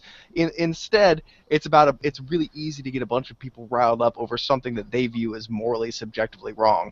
Try and justify it by through this external code and kind of be like, well, if nobody's going to do something about us, we need to do something about us. And human nature is that when you hear a fucking kerfuffle, your natural instinct is to be like, the fuck is going on over there? And so that kind of spreads it like a wildfire. And social justice is built on the blind spot of the ego of like, man, I look good carrying this flag, so I'm awesome for believing this. And it's super easy to find yourself, bending your arm and breaking your arm to pat yourself on the back. I've thought about this as in instances of myself, like where, like let's say, you fucking go out and you meet a really cool dude at a Magic tournament or something, because that's the kind of thing you're into, and you guys hang out for a while, and then randomly one day he's like, hey man, I just wanted to let you know, so you weren't weirded out if you heard anything, I was actually born a female. The proper, appropriate response to that is to be like, okay, cool, and go about your business, and then not fucking pat yourself on the back on the way home being like, I have a transgendered friend, that makes me so fucking progressive. Oh, yeah.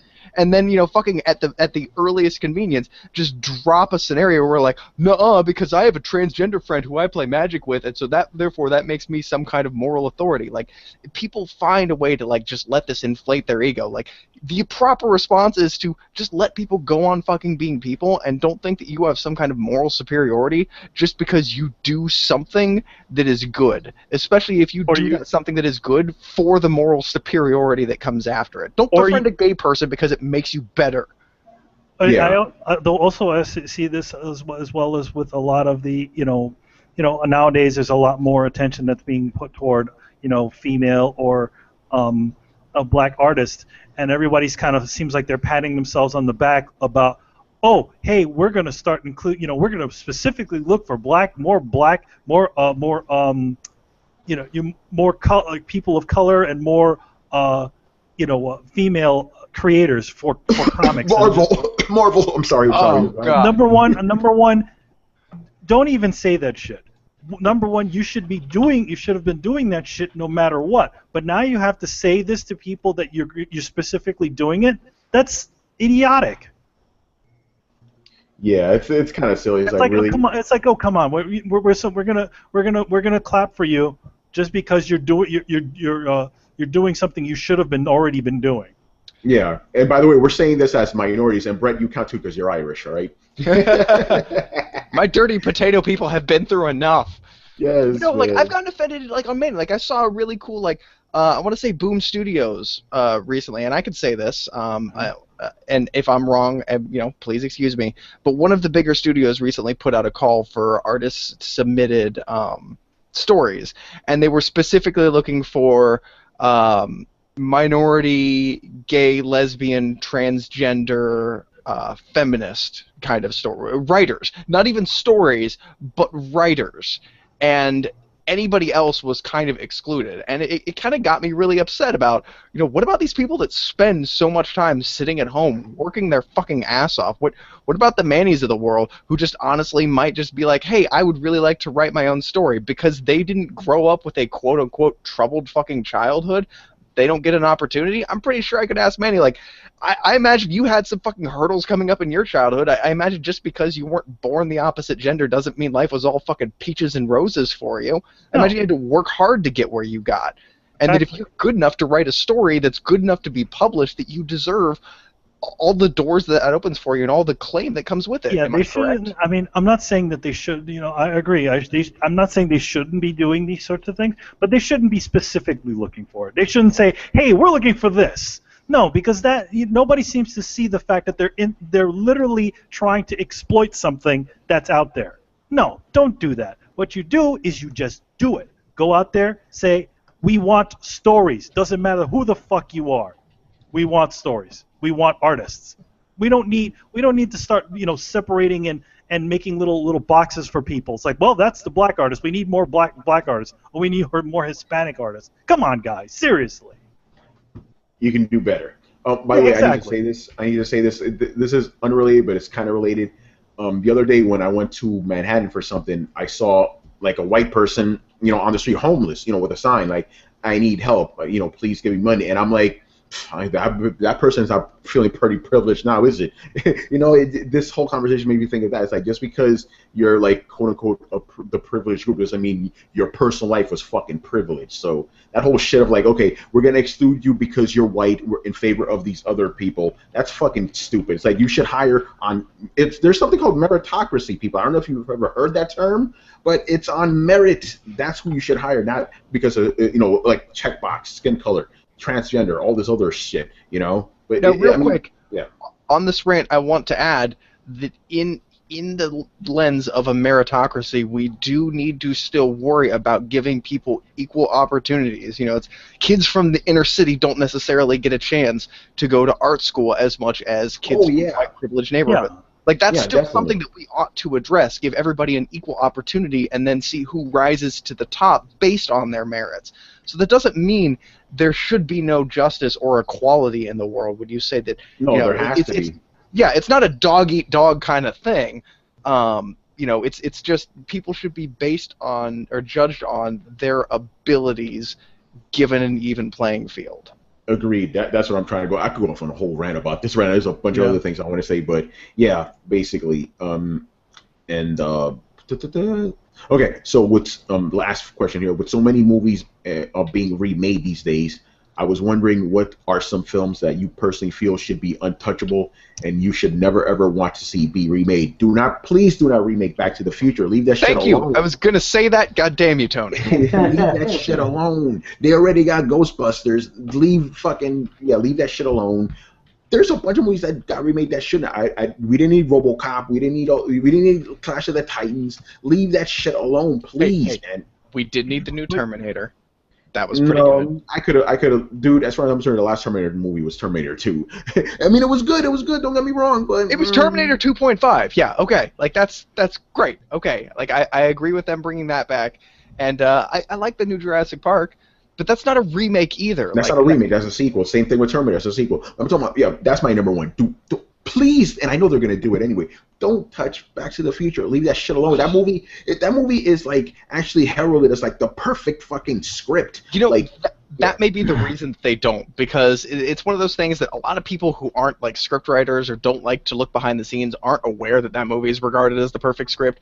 But everybody who fucking is worth their salt in terms of script writing or storytelling knows that is pretty much the perfect script. So I would like to see, well, I may eat my words, I would like to see the fucking screenwriter that thinks that they can do better than what's regarded by professionals as the best thing that has ever been done in that thing that they do. Like, if you are a coffee brewer and you're like, the best cup of coffee comes from that small mountain up there and a guy named Ted brews it, that is the best cup of coffee, I'm gonna fucking believe you, because I imagine you know your shit. And so, like, it's not even like I think that story is pretty much fucking perfect. Like, people who know better than me, academics who this is their job, say that this is the most airtight, perfect script that has basically ever been produced. I kind of want to see the pair on the person that goes, yeah, I think I can do better. Exactly. Sorry, you're not gonna do it. But yeah, that's my main one. Back to the Future. Please leave it alone. Manny, what do you say? There's a lot of films that have already been remade into things that I shouldn't have said leave alone. RoboCop is one of them. You know, I didn't hate the new RoboCop movie, but it didn't do any. It wasn't any good. And I don't know what the remake idea comes from. It's like we can't get any more. Like, why? Okay, instead of making a new RoboCop film, why don't we make something new, or adapt something new? It's the same reason. It's the same reason you get remastered video games, because people are buying it, and it's in pop. It's obviously in pop culture. It's like, well, people know who RoboCop is, so let's make a new RoboCop film, as opposed to, I don't know, releasing the original RoboCop in the film in theaters. Yeah, how about that? You know. You know, RoboCop was a ripoff of Judge Dredd. So. Yeah, it started off as a script for a Judge Dredd film, and got changed. You know. Eventually, they lost the rights to it, and they just said, "All right, let's just."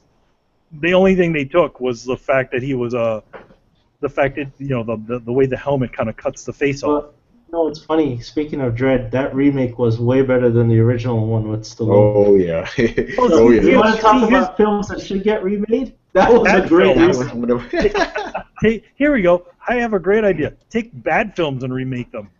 Street Fighter. Films that were already incredibly shitty. So, okay, so film that I think they shouldn't touch. Ooh, as a remake. Yeah, it's hard because they already robbed a lot of graves. They've already robbed a lot of graves. Dude, Dude, they remade the thing. It's like the thing was already a remake. What are you doing? Yeah, it's a remake of the thing, but it's a sequel. It's a prequel. Sorry, that prequel was. Yeah, very weird. I do want to acknowledge the fact that Planet of the Apes was a very good remake. Even though I hesitated for years, I'm like, remake? No, don't touch it. Yeah, until you saw it. You saw it, right? When I showed it to you. It's one of those rare few remake films that it's like, all right, I'm cool with this. Yeah. Jesus Christ. Because they redid everything already. Blade Runner. Don't ever fucking touch Blade Runner. I will kill you. I'll cut you. I will cut you. Don't touch that film. The only person who's allowed to touch that film is Ridley Scott. I got one. And he re-edits it. That's fine. Do not remake Predator. Leave that shit be. God damn it, Tony! Quit stealing my answers. Okay, Brett, just go now before I steal some stuff. Predator, don't touch it, man. Don't remake that. Fifth Element. You leave it the fuck alone. Leave that alone. We don't need that. It's good. The movie is good as it is. Die Hard, don't touch it. Yes, leave that alone too. That was a good one. I was thinking of that. Alien or Aliens, leave them both alone. Alien 3, I can give a shit less about. That Neil Blomkamp project is kind of like it's a sequel. Ignoring 3. It's remake Alien 3. Yeah, it's like a forked sequel. It's like he's making his own Alien 3 that ignores David Fincher's. Yeah, thank God. And that's what I love. Like, that's the theme that I want to continue. Like, let's look at the movies, find out where we went off the rails, and then make movies that say, yeah, that didn't happen. And, like, just rewrite the canon to not be shit. Like, Terminator just did it. It was great. Let's do that to Alien. Please, let's just get rid of the third movie because it was stupid. Yeah, man. I like the way the alien looked. That's about it, because the way it moved and stuff. But man, they had Rock in it. I did like Rock. The whole concept of like, well, we can't get any more extreme and badass than we had Space Marines in the second one and just hundreds of aliens. Let's just do one, and there's no gun on the ship. So it's just kind of more of a horror movie instead of a badass kind of Exodus sci-fi alien. Well, they wanted to bring it back. They wanted to bring it back to the first movie, which was just a horror movie. That's you can't do that. You can't put it back in the box. I agree. And that's why you got Alien Resurrection, and Oh God! Oh. I didn't eat Alien Resurrection. See, that was so bad. Because Ron Perlman was in it. That's why, Manny. I kind of give it points because of Ron Perlman and the other dude from City of Lost Children. No, that movie was terrible. Alien Resurrection. I liked some of the some things in that film. I thought the human alien. No, not that. The alien human hybrid, but the fact that all the shit that they went through to create Sigourney Weaver, like a perfect Sigourney Weaver, which wasn't really perfect, when they walked in that body horror room, I thought that was kind of cool. Yeah, but that's the only aspect of that movie that actually had some thought. And the aliens they actually went through, and they pulled another thing where it's like, hey, look, how do aliens go through water like this? When they're getting murdered in that flooded part of the ship. There was some good things in that film. Hey, I enjoyed it. You said that you liked the body horror part. There was another movie we saw that had some cool body horror stuff, but the rest of it was bad. All right, Chris, go ahead, man. What movie should they not touch? There's plenty of movies they shouldn't touch. I like mob movies. Don't touch The Godfather. Don't touch Goodfellas. Goodfellas is like the perfect mob movie. Don't fucking touch Goodfellas. Don't touch Casino. Don't touch Casino. That was a great movie. Or Heat. Don't touch Heat. Oh, Heat was great. Don't touch Unforgiven either. Don't mess with my old westerns. Fuck you. Don't touch it. Don't ever bring back E.T. He needs to stay in the 80s where he belongs. Don't touch Jaws. That's a fucking great movie. You can't remake that. And if anything, don't remake The Exorcist either, by the way, because you fucks in Hollywood try with Poltergeist. And it's like, let's make it PG-13. Yeah. The thing is that they already did make like 2 remakes of The Exorcist. No, they had sequels. That prequel one where you find out about Max von Sydow's. Well, that's not a remake though. That's not a remake. They tried to follow it up. If you make shitty sequels, that's your own fault. But don't remake it. Don't go like, yeah, we're going back to the original story with the girl in the house, the bed, and the priest. Like, don't even touch it. Because it's like, let's make it PG-13. Yeah, that worked so great. You know what? You could actually get Max von Sydow to reprise his role. Now he actually looks the age he was in the film. Oh shit. Oh, go ahead. All right. Uh, Go ahead. You got any more? I don't know. Like, man, there's a bunch of great movies that I don't know. I mean, with the other movies, like I know, like I think somebody said Die Hard. I was like thinking that RoboCop already got remade. They already ruined that. So I don't know. I don't have much else. Shawshank Redemption. Don't touch that either. That was a pretty great movie. That doesn't need a 2015 version with CG in it for no reason. No. They'll I make guess it about. it's- They'll make it a CG even as the Great Gatsby. Yeah, I mean, I know they want to touch like old horror and stuff because like there's nothing grittier and fucking hardcore as the horror from the 70s and 80s, right? I mean, that Nightmare on Elm Street remake wasn't that good. It was okay. Poltergeist was shit. Like, so I'm pretty sure they're like, going in the files like, what else can we take? Jaws. Let's do a remake of. It's like- Let's do a remake of Saw. Okay, Yeah, that's but it's like, awesome. yeah, if you're gonna remake those horror movies, don't make them PG-13. What the fuck's wrong with you? Don't do that. Don't Also, remake don't them, take them over the period. top, though. Huh?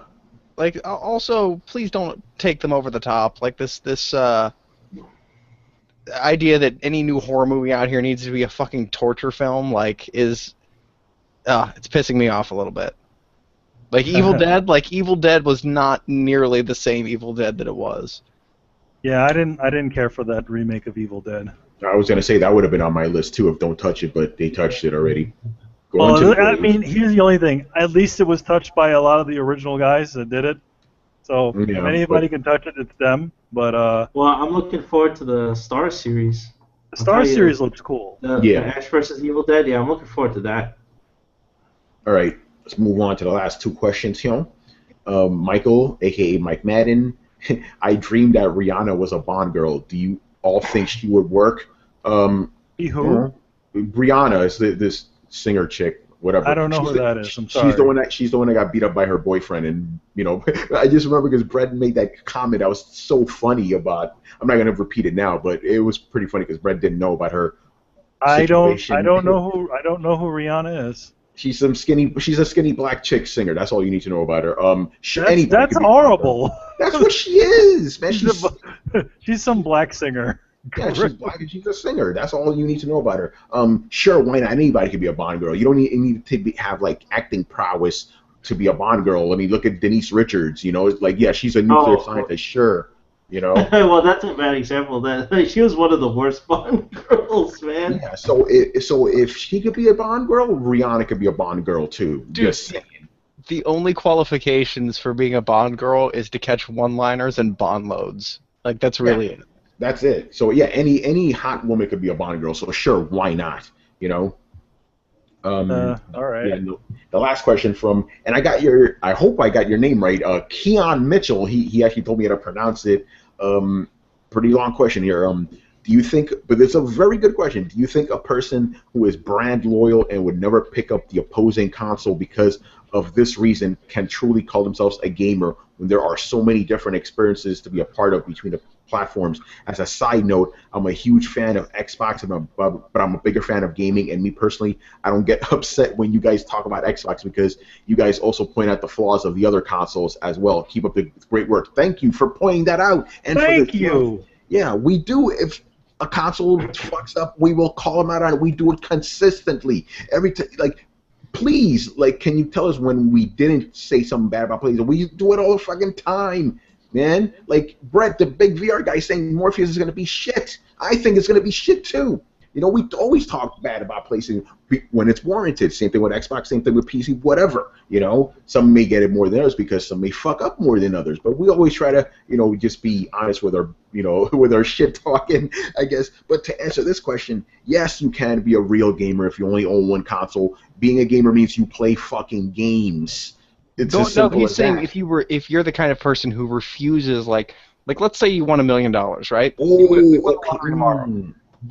There are people who even in that situation would be like, I'm not buying an Xbox because I don't play Xbox. I think everybody here, if showered with money, would just buy all the consoles. Oh, even the Nintendo ones. Fuck it, why not? Yeah. I got money now. You know what? Yeah. You know what? I gotta say seriously. If you're just hardcore, I'm only buying this. I don't care how much money I have. I'm only buying this. That's a your gamerness may be in question here then, because no real gamer don't. The reason most people only own one console is because they don't have fucking money. That's Yeah. and that's also the reason console wars are born, because you only could afford one console. People talk shit about your console, you're gonna get defensive, right? I'm pretty sure most people, if they had the opportunity, they'd buy all the consoles. This is a rare person. I'm not going to name names. That would probably just have only one console and that's it. So, you know what? Yeah, I'm going to go with, your gamerness is in question if you only are loyal to one fucking console. Thank you for clearing that up, Brett. I would agree with that. I think that if you become more concerned with your brand than your hobby, then you've lost sight of something at some point. And while I would still call you a gamer, I definitely think that there are levels of gamers. There's the people who will play anything with buttons and a joystick. There are people who go beyond that. I consider myself the most hardcore and nerdy of gamers. You have to go pretty deep into the nerd woods to match me, because I will play just about any video game on just about any system I have access to, as well as just about any tabletop or nerd-oriented activity. You give me a fucking deck of Magic cards, I will be entertained. And yeah, so I love all the intellectual gaming pursuits. There are some people that only play Call of Duty, and yeah, those are still gamers. But if you want to say that they are the same degree of gamer as I am, you and I are going to have words. I was just about to bring up the Call of Duty guys, because if you're one of those guys that just plays nothing but Call of Duty every single year, technically you're a gamer, but I'm questioning you as a gamer overall if that's all you're fucking playing. You are definitely if you were a Call of Duty kid, you are definitely a lower caliber of gamer than a brand loyalist. Yeah, Chris, go ahead. No, I put them on the level as if it's like saying that someone who only plays Candy Crush Saga is a gamer on their phone, or Brick Breaker on their BlackBerry. You're not a gamer then. I'm lumping all those guys together. If you're only playing Call of Duty or Madden, you are down there with the fucking Candy Crush guys and the Brick Breaker guys. You can all sit in the room. Because that's not gaming, man. That's like saying someone's a foodie and you only eat a fucking pizza. You don't eat any other food. It's like, then you're not a foodie then. You just eat pizza. Go sit in the room with the Candy Crush guys. With your pizza. This is a Candy Crush table. Manny, go ahead, man. I agree. I agree with what you said, Tony. Your gamerness is definitely in question if you can't.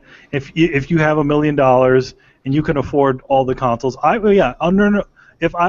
I had enough money, I would have all the consoles. I'd have a Wii U. I'd have all of them.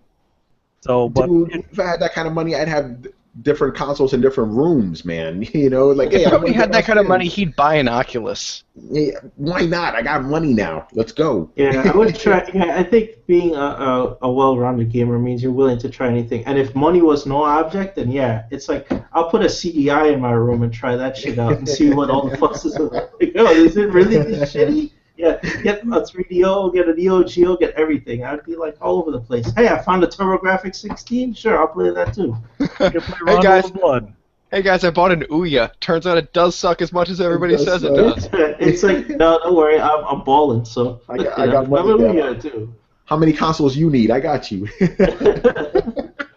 Oh man, I got like 10 PlayStations in here. I got Ouya for days. Oh man. Unlike our boy Icon, who actually owns like 4 PlayStation 4s, he keeps buying the bundles. Hey, listen, I guess he really enjoys bundles. By the way, since we're talking about real gamers, I want to talk about Icon, because this dude owns every console and he owns multiple editions of every console. That's a real fucking gamer right there. Yeah. He has it all. Icon. Indeed. And we here at the Throwdown Coalition happily accept donations of gently used consoles. Yes. To further our coverage in the pursuit of truth and science for you, the listener. Truth and science! Yes. All right, so that is all the questions. So it is coming, people. Wasn't there a question for me? Actually, there was. Oh, Reggie, I almost did you wrong, man. I got you, Reggie. Couple questions from Reggie, actually. 2 for you, Manny. First one is, he wants to know, how is it that you don't how do you not blink so much when you're doing art? Because he sees you down there, doing your thing. I actually answered because I wasn't paying attention. I was just in Metal Gear world, but my answer to him was, when you do any task that requires a lot of attention, you don't blink. It's scientifically proven. You know, your attention just goes higher and stuff, so you just don't blink as much. It is also the reason why I get incredibly horrible migraines from watching, from looking at a screen so hard. So yes, I don't actually think about it. I do blink, but I do know what you're talking about because I've looked at people who are concentrating and seen the same thing. So you probably do it too. Everybody does it. If you're really concentrating on one specific task and stuff, your blinking just stops. It doesn't stop, but it just goes down. Yeah, you know? it just goes down. I wish I could explain it more scientifically, but there is a reason for that. Yeah, and that's part of the reason why part of the reason why I probably get a lot of eye strain sometimes. Like I get these really bad like headaches in my temples just from. You gotta blink. Gotta blink, but I ain't got no time to blink. Man, I gotta work. Use some of those eye drops. Gotta lubricate. Ain't nobody got time for that. How about I just get these? How about I get like a couple like orbs? Yeah. Like, that stick over my eyes, kind of like that. They're filled with like some sort of saline liquid. You could just get the Aeon Flux interchangeable eyes.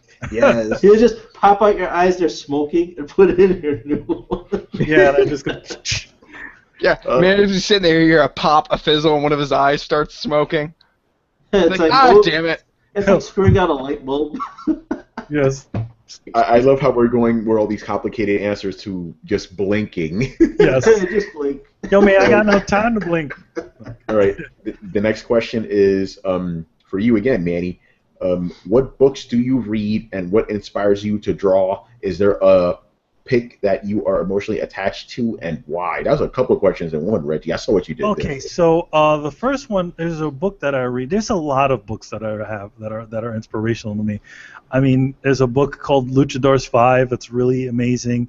There's a book that I really enjoy called Black Sad, another really amazing book. What was it? Siegfried is also an amazing book. There's a lot of books that I love to read and that I find really inspiring. My house is filled with those books, and I'm sure Chris could also say the same thing for himself, right? Oh yeah, I got a bunch of stuff going around.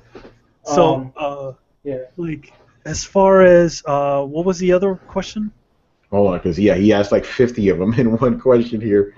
What books? Okay, what inspires you to draw? A lot of different things, actually. It can be some, that's why I always bring a pad with me, just on the occasion that there's something that strikes me. I mean, it could be something as simple as just looking up at the sky. You could see really nice sunset. That can be inspiring. Like just me, going to a movie. Like sometimes even just seeing a really awesome film, or rather, even that. But it may not be based off of the film. It just gives me the urge to create. It could be the twinkle in the smile of a stranger, or the majesty of a sunset on a summer's eve. One thing I do. I even find just looking at people on the street even inspiring. Just seeing how a person stands and just figuring out how that works. How I can do that in my own artwork. So it can be a lot of different things. How you stand? If you look at sometimes if you look at me like while we're sometimes we're walking around, I'm always looking around at different things. I'm always absorbing the world around me. Absorbing. All right. Is there a piece that you're emotionally attached to, and why? There is probably one. This one, I've told this story before. It's the one that I actually made for Hideo Kojima. Yes. That one is the one that I'm emotionally attached to, and I gave it away because I specifically made it for him. The thing is, I have this thing where I feel like I have to give back to something that brings me a lot of pleasure, or brings me a lot of that I find inspiring. So I felt like I had to create this piece to give it to him, because there was no other way that I could say thank you other than giving something back, and that's pretty much it. Awesome. All right. Next question's here. Brett, he gives you a lot of shout outs here. Yeah, Brett. Brett's the man. Okay, this is for all of us. What would you think if Avalanche were in charge of making a superhero game? So isn't that the the Just Cause guys? Yeah. I'm not sure. It is, yeah. Shade was there. I thought Just Cause was a superhero game. You know how the craziness you could do in that. So yeah, they would probably do a really good one. Yeah, I mean, sure, Spider-Man game. No, Avalanche is really good with cars, so it's got to be a car. Ghost Rider. There you go, Ghost Big Rider. combat game. He asked me, did you get a fresh cut of Quiet? Silly. All right, so Quiet from the game. He's been teasing me about Metal Gear this entire weekend. He's like, "Yo, man, Ramith ain't been posting nothing on Twitter this weekend." Oh man! All right, Reggie. So there you go. So let's wrap it up here by talking about episode 50 of Throwdown, which is this Thursday, people. Yo! It's happening. And we've been talking about giveaways, and I think it's time to announce the big giveaway. Yes. The big one. So as you guys know, I'm going to be giving away some comics that are signed and stuff, but Tony's got something bigger. Yeah, and this just came up on Friday. Manny was like, "Dude, we need to give this away." I'm like, "Yeah, we should, because let's just do it." Not the physical. Yeah, Brett. No, you guys are just grazing over like a plethora of perfect your mom, and that's what she says. Like, you've been hanging out with Colby too much, man. I have been. He says it like, "Oh, that's what your mom said." I'm like, "Oh, okay, I guess." Like, I don't know how Colby comes up with this stuff. Anyway, oh, by the way, shout out to Colby. He's going to be giving me RAM, so hopefully I'll maybe I won't have to get a new PC this year. Anyway, so we will be giving away not a physical copy, but a code for Metal Gear Solid 5: The Phantom Pain. Yes, so what we will do is we will ask you 3 devious questions that you will have to answer. Now, here, let's do this now on air. Should we have them do it live, or should we do it afterwards? I think we should do it afterwards. Leave the questions where everybody can see them, give them a couple of days. Yep. You know, and then we pick a random, person just to keep it all fair. So, yeah, but, you should watch us live, though. You should watch us live anyway. But, yeah, you can win a copy of Metal Gear Solid V: The Phantom Pain. And amongst other things, we will be giving out a lot of shit. It's going to be fun. And then we're going to have Mr. Davis on, Mr. Torrance Davis. We're going to be interviewing him, which we've never done before, so that'll be interesting. Yeah, I mean, we know Torrance in general, but I mean, I'm looking forward to hearing some things that I haven't heard from Torrance. Yeah. Oh, I should say we're not going to be giving everything away in that episode because we have 2 number 50 episodes coming. So throw down your questions of this very right here, this show. We'll be doing episode 50. I don't know if we're going to have any special guests, but we'll definitely be giving out prizes. So we got a bunch of stuff. Didn't a certain only one say he wanted the show? He may show up. We'll see about that. He may show up on the main show too. He's going to show up on one of them. He's going to show up on one of them, or maybe both. We shall see. A certain only one. Yes.